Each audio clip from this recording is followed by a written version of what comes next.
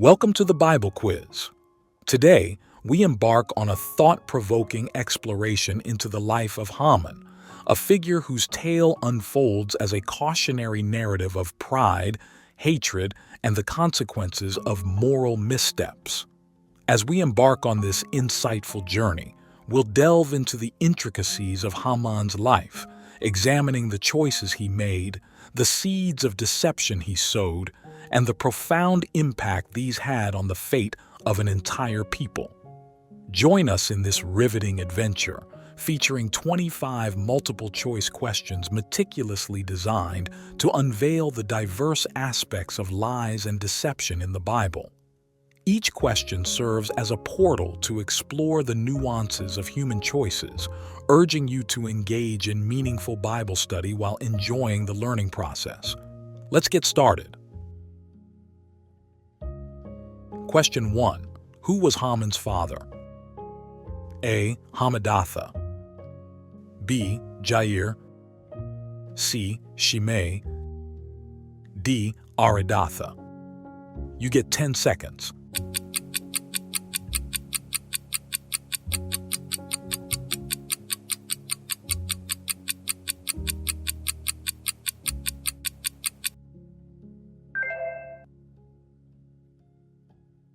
That's A. Hamadatha. Esther, chapter 3, verse 1. After these events, King Xerxes honored Haman, son of Hamadatha, the Agagite, elevating him and giving him a seat of honor higher than that of all the other nobles. This detail emphasizes Haman's lineage and plays a role in understanding the events that unfold in the Book of Esther, particularly Haman's rise to power and his plot against the Jewish people. Question 2. What were all the king's servants commanded to do when Haman was present? A. Sing. B. Present gifts. C. Bow and pay homage. D. Speak in a low voice. You get 10 seconds.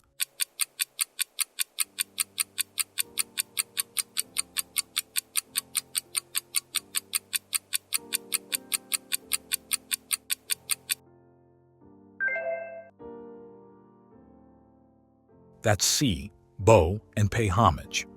Esther, chapter 3, verse 2. All the royal officials at the king's gate knelt down and paid honor to Haman, for the king had commanded this concerning him. This act of reverence contributed to Haman's arrogance and the conflict that unfolded in the Book of Esther, showcasing the power dynamics within the Persian court. Question 3. Why did Haman want to kill the entire Jewish nation? A. He wanted to stop the Jews worshiping their God. B. Queen Esther would not invite him to her feast. C. His servants told him the Jews wanted to assassinate him. D. Mordecai would not bow down to him. You get 10 seconds.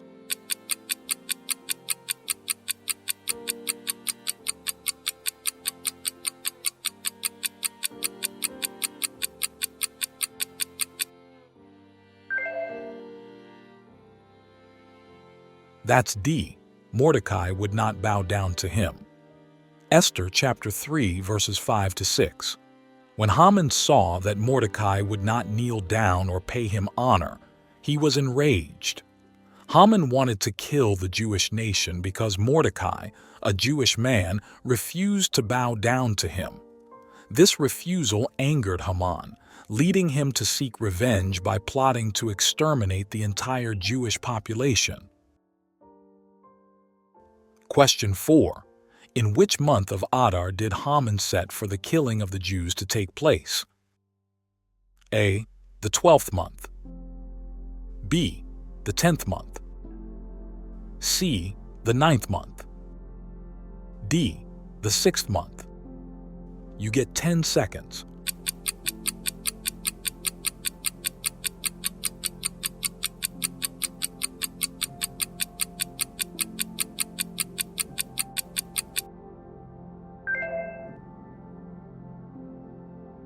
That's A. The 12th month. Esther, chapter 3, verse 7. In the 12th year of King Xerxes, in the first month, the month of Nisan, the pur, that is, the lot, was cast in the presence of Haman to select a day and month, and the lot fell on the 12th month, the month of Adar. Haman set the 12th month of Adar for the extermination of the Jews. Question 5. Which of the following is not a reason given by Haman to Ahasuerus for the need to destroy the Jews? A. They didn't pay taxes. B. They did not keep the king's laws. C. Their customs were different from all other peoples. D. They were dispersed and scattered among the people. You get 10 seconds.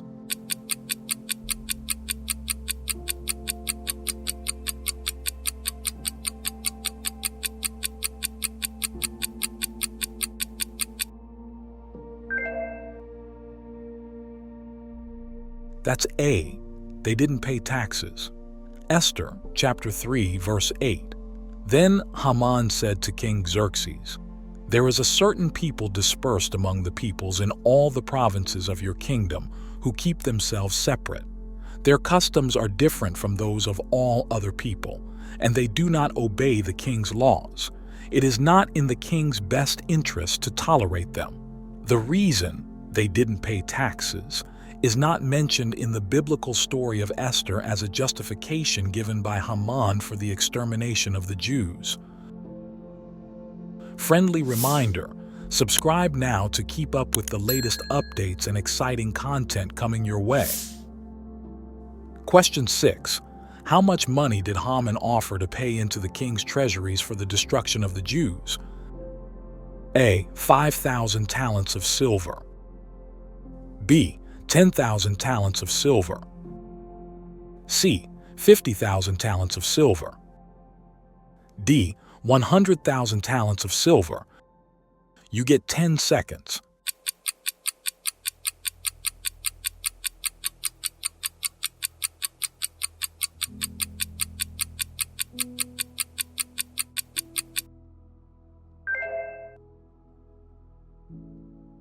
That's B. 10,000 talents of silver. Esther chapter 3, verse 9. If it pleases the king, let a decree be issued to destroy them, and I will give 10,000 talents of silver to the king's administrators for the royal treasury. This sizable sum highlights the extent of Haman's wicked intentions and underscores the gravity of the threat faced by the Jewish people. Question 7. What did King Xerxes respond after hearing Haman's request? A. Accepted and gave him a ring. B. Rejected and banished him. C. Ignored and dismissed him. D. Postponed and asked for more time. You get 10 seconds.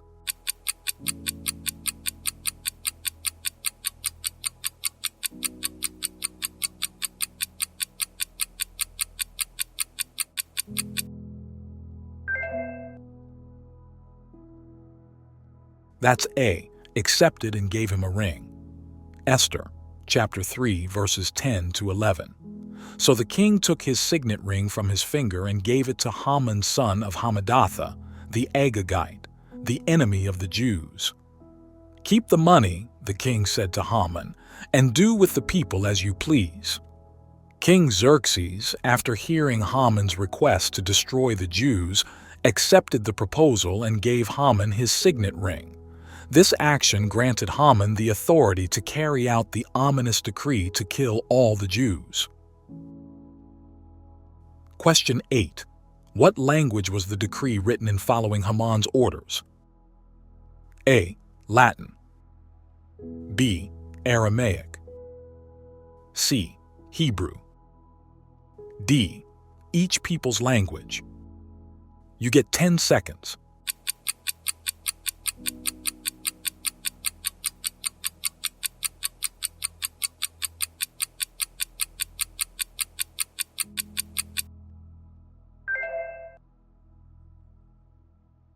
That's D. Each people's language. Esther, chapter 3, verse 12. They wrote out in the script of each province and in the language of each people all Haman's orders to the king's satraps, the governors of the various provinces, and the nobles of the various peoples. This ensured that the inhabitants of the vast Persian Empire would understand and comply with the genocidal directive. Question 9. Which day was appointed by Haman for the Jews to be destroyed? A. 11th day of Adar. B. 12th day of Adar. C. 13th day of Adar. D. 14th day of Adar. You get 10 seconds.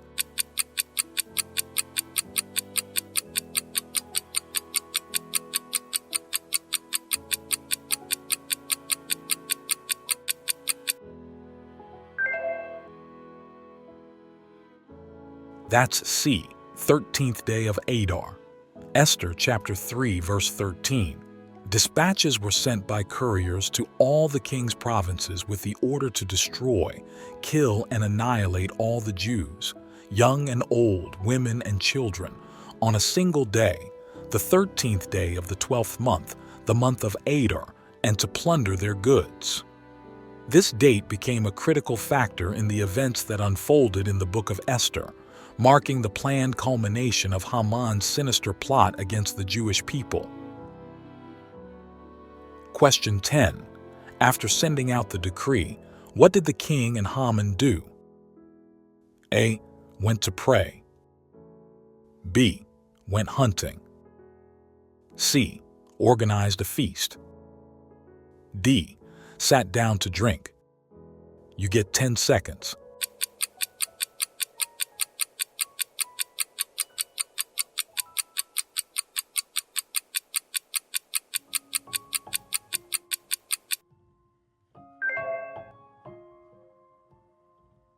That's D, sat down to drink. Esther, chapter 5, verse 15. The couriers went out, spurred on by the king's command, and the edict was issued in the citadel of Susa. The king and Haman sat down to drink, but the city of Susa was bewildered. This revelry marked the callous response to the impending tragedy, highlighting the stark contrast between the obliviousness of the king and the impending danger faced by the Jewish people. Question 11. What infuriated Haman after he attended Esther's banquet in Esther, chapter 5? A. The banquet was delayed. B. The king was absent at the banquet. C. Esther refused to speak to him. D. He saw Mordecai. You get 10 seconds.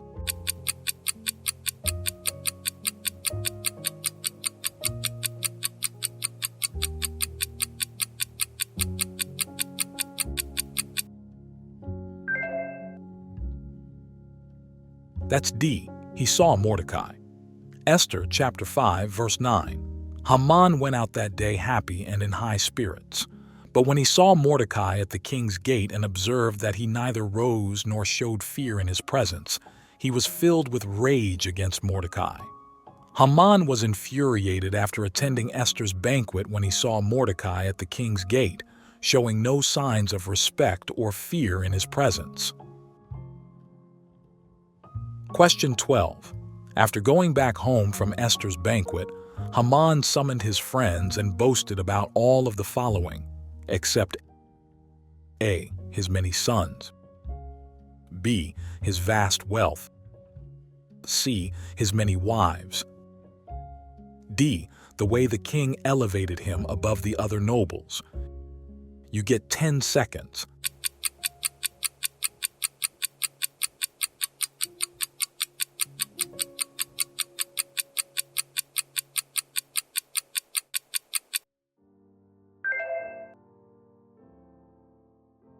That's C, his many wives.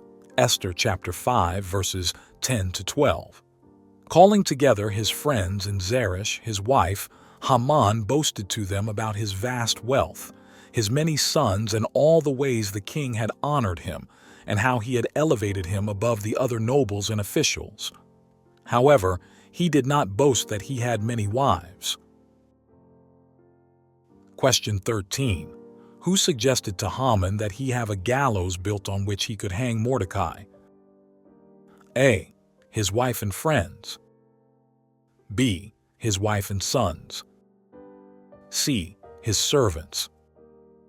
D. The guard at the king's gate. You get 10 seconds.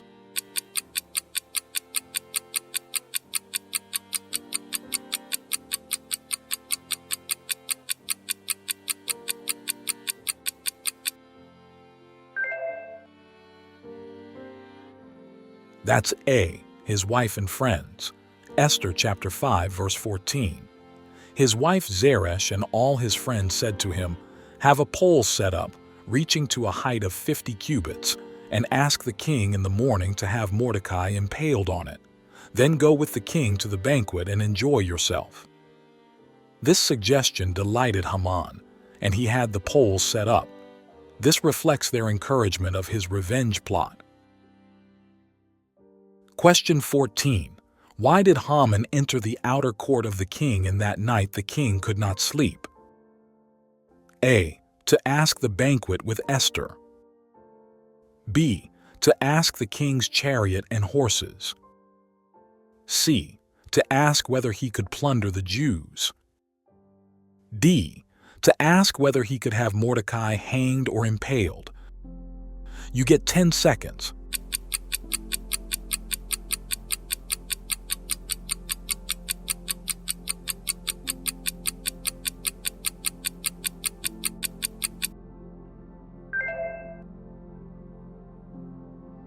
That's D. To ask whether he could have Mordecai hanged or impaled. Esther chapter 6 verse 4.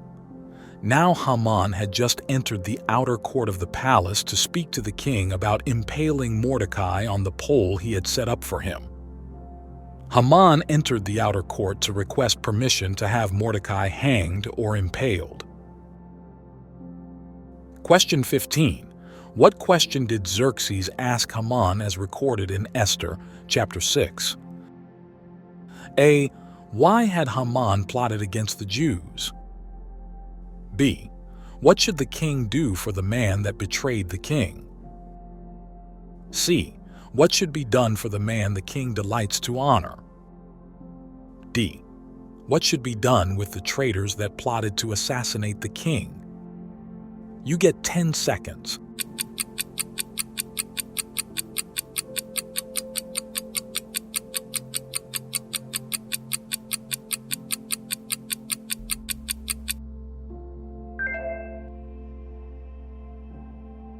That's C.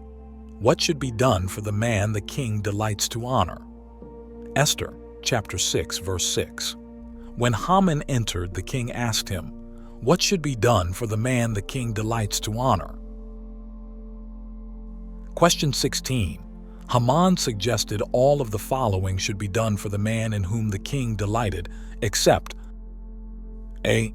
Place a royal crest on his head. B. Have him ride on the king's horse. C. Bring a royal robe the king had worn. D. Give him the royal signet ring. You get 10 seconds.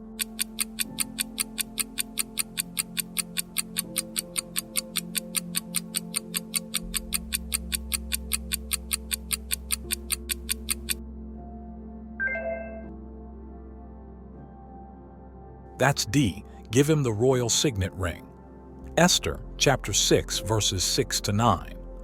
Haman suggested placing a royal crest on the man's head, having him ride on the king's horse, and bringing a royal robe the king had worn.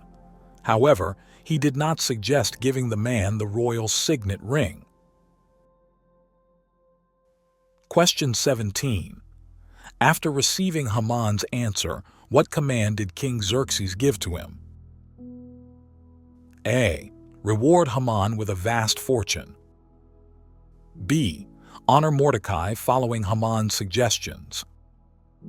C. Promote Mordecai to a higher position. D. Arrange a public apology to Mordecai. You get 10 seconds.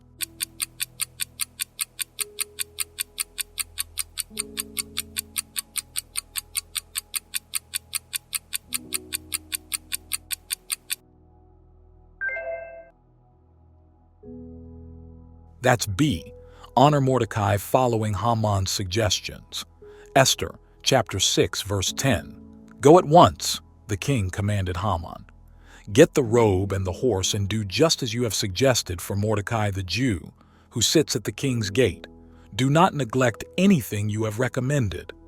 This unexpected twist serves as a dramatic irony, as Haman ends up facilitating the honor for the very person he had intended to harm. Question 18.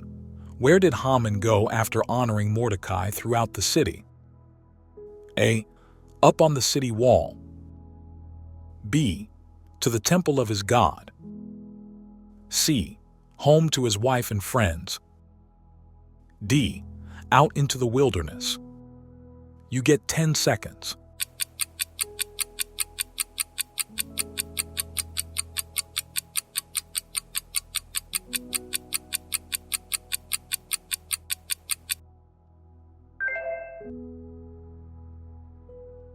That's C. Home to his wife and friends. Esther, chapter 6, verses 12 to 13. Afterward, Mordecai returned to the king's gate, but Haman rushed home, with his head covered in grief, and told Zeresh, his wife, and all his friends everything that had happened to him.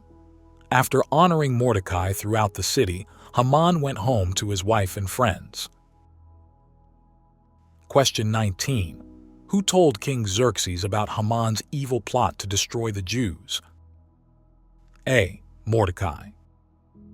B. Esther. C. The Jews in Susa.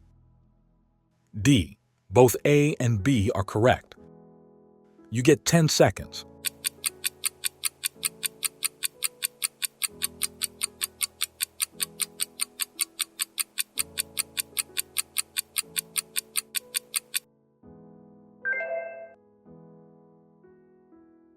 That's B. Esther. Esther, chapter 7, verses 1 to 6. Esther said, "An adversary and enemy, this vile Haman." Esther revealed the scheme of Haman to King Xerxes during her second banquet. Esther's effort plays a crucial role in thwarting Haman's evil plan. Question 20. How did Haman die? A. He was strangled. B. He was hanged. C. He was burned alive. D. He crushed by stones. You get 10 seconds.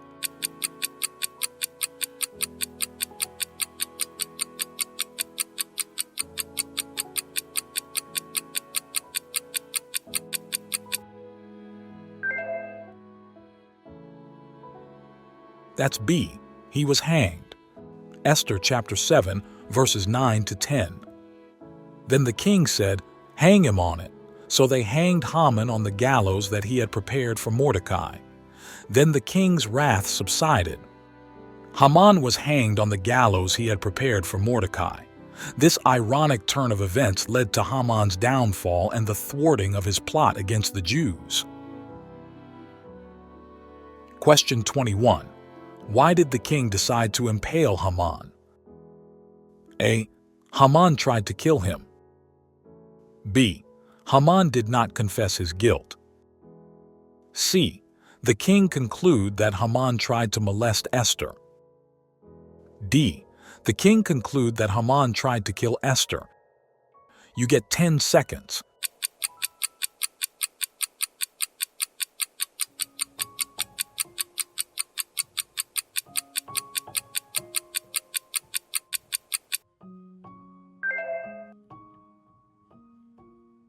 That's C. The king concluded that Haman tried to molest Esther. Esther, chapter 7, verse 8. Just as the king returned from the palace garden to the banquet hall, Haman was falling on the couch where Esther was reclining. The king exclaimed, "Will he even molest the queen while she is with me in the house?" When Haman pleaded for his life, he inadvertently fell onto Esther's couch. This physical proximity, along with Haman's perceived assault on the queen, fueled the king's anger, leading him to order Haman's execution on the gallows meant for Mordecai. Question 22. Who informed Xerxes that Haman had built a gallows or impaling pole for Mordecai? A. Bigtha, B. Harbona, C. Memucan, D. Haggai. You get 10 seconds.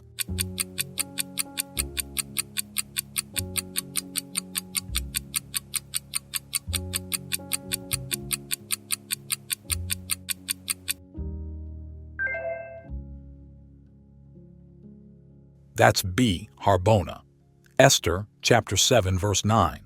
Then Harbona, one of the eunuchs attending the king, said, "A pole reaching to a height of 50 cubits stands by Haman's house. He had it set up for Mordecai, who spoke up to help the king." Harbona, one of the king's eunuchs, informed King Xerxes that Haman had built a gallows for Mordecai. Question 23. After Haman died, who got his estate? A. Mordecai, B. Queen Esther, C. Harbona, a king's eunuch, D. A king's officer. You get 10 seconds.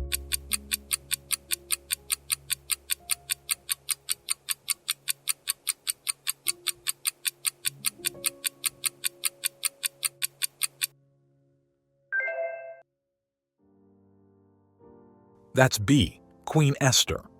Esther, chapter 8, verse 1. That same day, King Xerxes gave Queen Esther the estate of Haman, the enemy of the Jews. After Haman's downfall, King Xerxes gave Haman's estate to Queen Esther, who then appointed Mordecai over it. Question 24. To whom did the king give the signet ring that he had initially given to Haman? A. Mordecai, B. Queen Esther, C. Harbona, a king's eunuch, D. A king's officer. You get 10 seconds.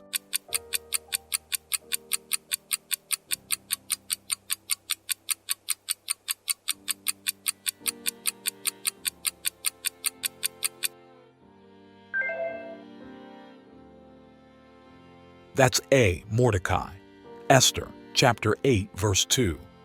The king took off his signet ring, which he had reclaimed from Haman, and presented it to Mordecai. This gesture symbolized Mordecai's new position of authority and showcased the providential reversal of fortunes for the Jewish people. Question 25. How many sons did Haman have who were killed by the Jews? A. 4, B. 6, C. 8, D. 10. You get 10 seconds.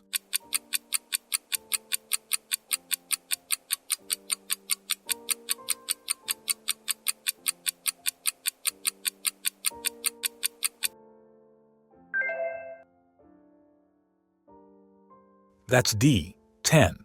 Esther, chapter 9, verses 7 to 10. They also killed Parshandatha, Dalphon, Aspatha, Paratha, Adalia, Aridatha, Parmashta, Arisai, Aridai, and Vizatha, the 10 sons of Haman, son of Hammedatha. It is mentioned that the 10 sons of Haman were killed by the Jews as a consequence of the royal decree, allowing the Jews to defend themselves against those who sought to harm them. Oh, wow! What an extraordinary journey we've just concluded, delving into the riveting life of Haman and unraveling the intricate threads of lies and deception in the Bible. Now, I'm genuinely excited to hear about your personal revelations and reflections. Share your thoughts with us in the comments section below. Let us know how many questions you answered correctly and the profound insights you've gained from exploring the stories of deceit, consequences, and ultimately, redemption. If this exploration has been both enlightening and enjoyable for you, don't keep it to yourself. Share this video with your friends and family. By spreading knowledge and igniting conversations, we can create a ripple effect of understanding and appreciation for the timeless lessons embedded in the narratives of the Bible. Thank you for being an active participant in this enlightening adventure. Let's keep the conversation alive, continue sharing, and never cease our pursuit of knowledge and spiritual growth. See you soon in the next video.